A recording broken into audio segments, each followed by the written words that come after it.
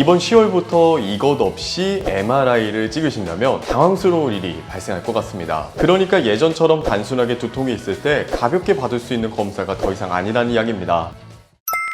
시니어 정보의 모든 것, 걱정마 오빠의 첫째 아들입니다. 앞으로 MRI 검사 함부로 찍으시면 안 될 것 같습니다. 그동안 두통, 어지럼증이 있으셨던 분들 MRI 검사를 비교적 쉽게 찍으셨을 텐데요. 이번 10월부터 이것 없이 MRI를 찍으신다면 당황스러울 일이 발생할 것 같습니다. 과연 어떤 일인지 오늘 걱정마 엄빠에서 상세하게 정리해 드리도록 하겠습니다. 잊지 말고 구독, 좋아요 한 번씩 눌러주시고요. 오늘의 걱정마 엄빠 지금 시작합니다.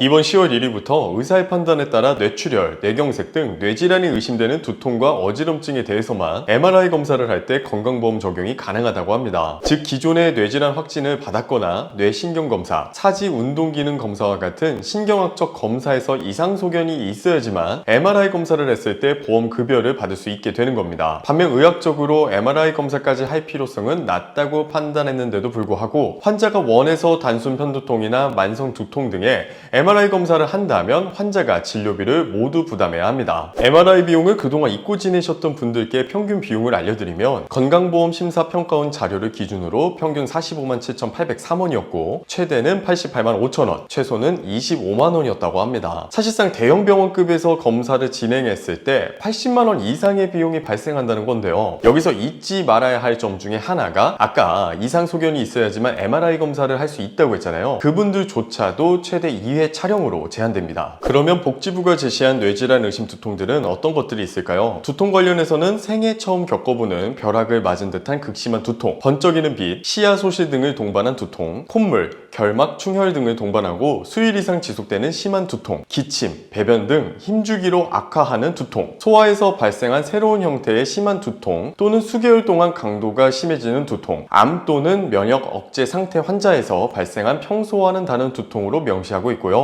어지럼의 경우에는 특정 자세에서 안구 움직임의 변화를 동반한 어지럼, 어지럼과 함께 걷기나 균형을 유지하기가 어려움, 어지럼과 함께 갑자기 소리가 잘 들리지 않음 등의 유형일 때라고 명시했습니다. 그러니까 예전처럼 단순하게 두통이 있을 때 가볍게 받을 수 있는 검사가 더 이상 아니라는 이야기입니다. 이렇게 MRI 검사의 기준을 강화한 이유는 건보 재정 부담이 커졌기 때문인데요. MRI의 경우에는 2017년에는 진료비가 143억 원 수준이었지만 2021년도에는 1,766억 원으로 급격히 증가했다고 합니다.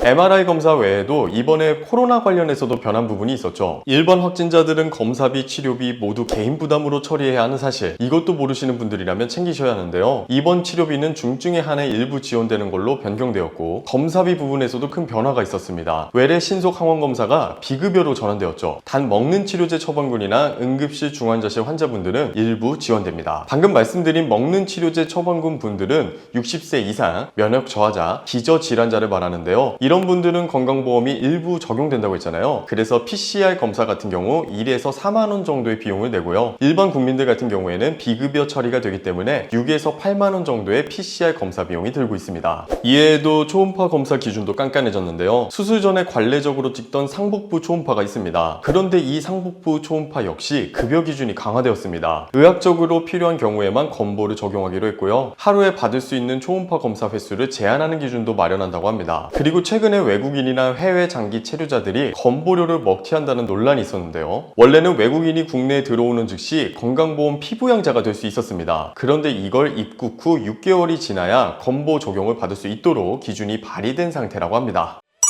오늘은 변화된 건강보험에 대한 소식을 전달해 드렸습니다. 나이가 들수록 병원과 친해져야 한다는 이야기를 많이 하는데요. 그만큼 건강관리를 위해서는 병원에서 자주 검사도 받고 문제가 생기면 초기에 병원에서 병세를 잡으면서 건강을 유지해야 합니다. 그렇기 때문에 앞으로는 건강보험에 관련한 소식은 저희 걱정마 엄빠에서 신속하게 전달해 드리도록 하겠습니다. 오늘 준비한 영상은 여기까지입니다. 영상이 도움이 되셨다면 구독, 좋아요, 알림 설정 부탁드리고요.